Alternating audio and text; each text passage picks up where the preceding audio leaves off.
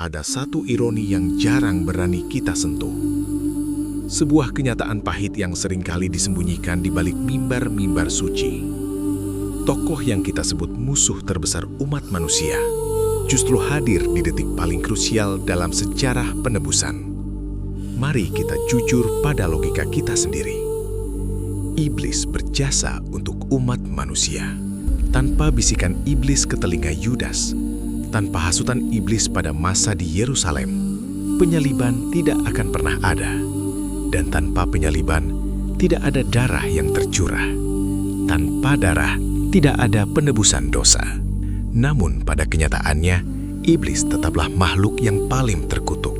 Padahal, dialah yang memastikan skenario keselamatan itu terlaksana.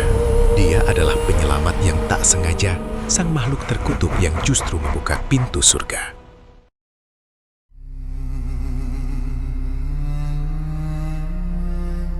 Mengapa topik tentang iblis yang seolah-olah berjasa bagi manusia ini penting untuk dibahas? Selama ini, perhatian kita tertuju pada satu hal, Yesus yang berkorban demi umat manusia. Kita merayakan keselamatan, kita bersyukur atas kemenangan. Namun jarang sekali kita menelusuri bagaimana semua itu terjadi. Dalam banyak pemahaman, Tuhan dan iblis ditempatkan di dua sisi yang sepenuhnya terpisah. Seolah-olah keduanya berjalan dalam cerita yang tidak pernah bersinggungan. Padahal, dalam peristiwa penyaliban, keduanya hadir pada waktu yang sama. Saat Yesus tergantung di kayu salib, iblis mungkin merasa telah menang.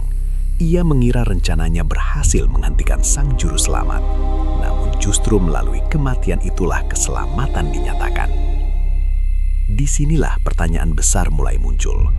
Jika kematian Yesus memang bagian dari rencana Tuhan, apakah rencana itu tetap terjadi tanpa campur tangan iblis? Dan jika dari peristiwa itu lahir pengampunan dosa, mengapa iblis tetap disebut makhluk terkutuk dan berdosa? Kita perlu melihat masalah ini dengan jujur. Penyaliban adalah jalan keselamatan manusia. Tanpa kematian itu, tidak ada penebusan. Lalu siapa yang menggerakkan pengkhianatan? Siapa yang menyalahkan kebencian? Siapa yang mendorong peristiwa itu menuju salib? Jika iblis terlibat di dalamnya dan dari peristiwa itu justru lahir keselamatan, maka secara logika sederhana, ia tampak seperti bagian dari proses yang menyelamatkan manusia. Tetapi kita tidak sedang memuliakan iblis. Kita sedang mencoba memahami bagaimana rencana Tuhan bekerja di tengah kejahatan. Mungkinkah sebuah tindakan yang jahat menghasilkan kebaikan terbesar? Jika iya, bagaimana kita menempatkan peran pelaku kejahatan itu? Dalam peristiwa penyaliban, kejahatan dan rencana ilahi bertemu di satu titik yang sama. Dan di titik itulah muncul kegelisahan yang tidak bisa dihindari. Jika hasil akhirnya adalah keselamatan, apakah selama ini kita terlalu sederhana dalam memahami peran iblis? Atau justru ada sesuatu yang jauh lebih dalam tentang kedaulatan Tuhan yang belum kita pahami?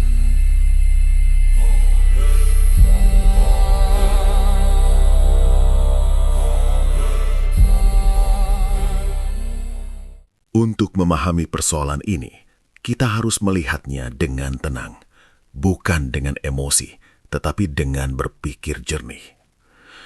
Pertama, tentang keadilan. Jika seseorang melakukan kesalahan, pasti ada konsekuensinya. Kita semua memahami prinsip itu. Kejahatan tidak mungkin dibiarkan tanpa pertanggungjawaban. Dalam iman Kristen, dosa bukan hal sepele. Dosa membawa akibat yang serius. Karena itu, jika manusia berdosa, harus ada harga yang dibayar. Disitulah salib menjadi pusat peristiwa. Kedua, ada peran yang berbeda dalam peristiwa penyaliban itu. Dalam keyakinan Kristen, tujuan Tuhan adalah keselamatan manusia. Melalui pengorbanan Yesus, dosa ditebus dan hubungan dipulihkan. Namun peristiwa itu tidak terjadi tanpa konflik. Ada pengkhianatan, ada hasutan, ada kebencian yang dibiarkan tumbuh. Dalam narasi iman, iblis digambarkan sebagai pihak yang mendorong arah kehancuran itu, bukan untuk menyelamatkan, tetapi untuk menggagalkan. Tujuannya sederhana, menghentikan pengaruh Yesus, membungkam ajarannya, membuat para pengikutnya takut dan menyerah. Maka terjadilah penyaliban. sebuah hukuman paling kejam pada zamannya. Dari sudut pandang kejahatan, itu terlihat seperti kemenangan, seolah terang telah dipadamkan. Namun, menurut iman Kristen, kematian itu bukan akhir. Kebangkitan menjadi titik balik. Salib yang dimaksudkan sebagai akhir justru menjadi awal. Disinilah muncul paradoks yang pernah disebut Felix culpa, kesalahan yang membuka jalan bagi kebaikan yang lebih besar. Iblis bertindak dengan niat menghancurkan, namun tanpa sadar ia justru mempercepat runtuhnya pengaruhnya sendiri. Ia ingin menang, namun peristiwa itu menguatkan apa yang ingin ia hancurkan. Ia ingin mengakhiri sebuah ajaran, tetapi ajaran itu justru menjangkau lebih banyak orang. Apakah itu berarti kejahatan menjadi penyelamat, atau justru menunjukkan bahwa rencana Tuhan tidak bisa digagalkan, bahkan oleh kejahatan sekalipun?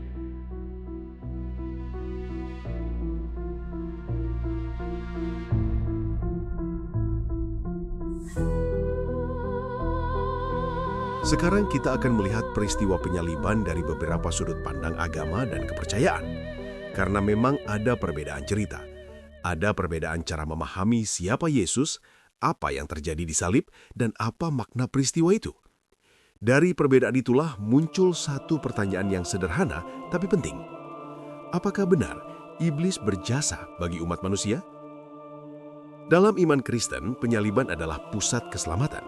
Kejahatan berniat menghancurkan, namun justru melalui peristiwa itulah keselamatan diyakini terjadi. Logikanya seperti ini. Iblis mendorong penyaliban, penyaliban menjadi jalan penebusan. Lalu muncul pertanyaan, tanpa dorongan kejahatan itu, apakah penyaliban tetap terjadi? Dan jika tidak terjadi, apakah keselamatan tetap ada? Di sini muncul kesan seolah-olah iblis ikut mengambil peran dalam lahirnya keselamatan. Tetapi, mari kita bandingkan dengan sudut pandang lain.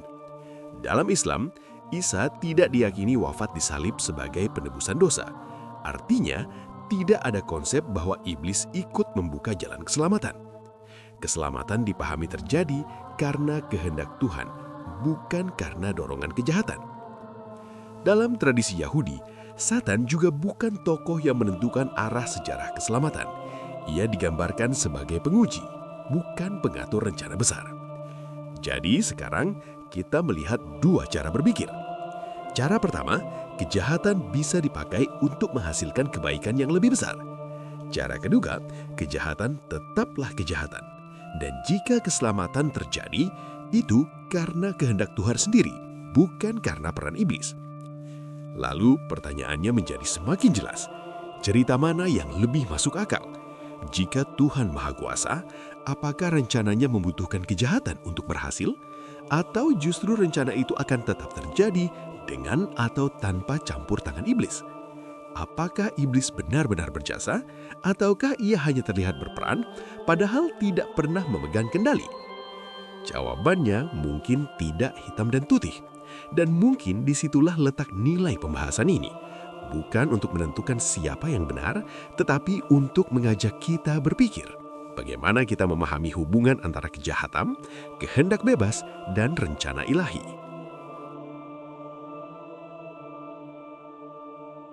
Jika kita menilai dari sisi konsistensi logika, menurut kami, pandangan Islam terlihat lebih jelas dan lebih lurus.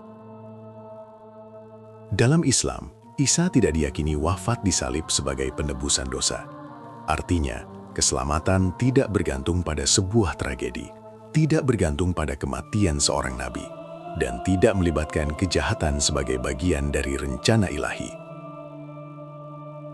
Strukturnya sederhana. Tuhan Maha Kuasa, kebaikan berasal darinya, kejahatan tetaplah kejahatan. Tidak ada paradoks bahwa iblis secara tidak langsung membuka jalan keselamatan. Tidak ada kesan bahwa rencana Tuhan membutuhkan dorongan dari kejahatan untuk berhasil.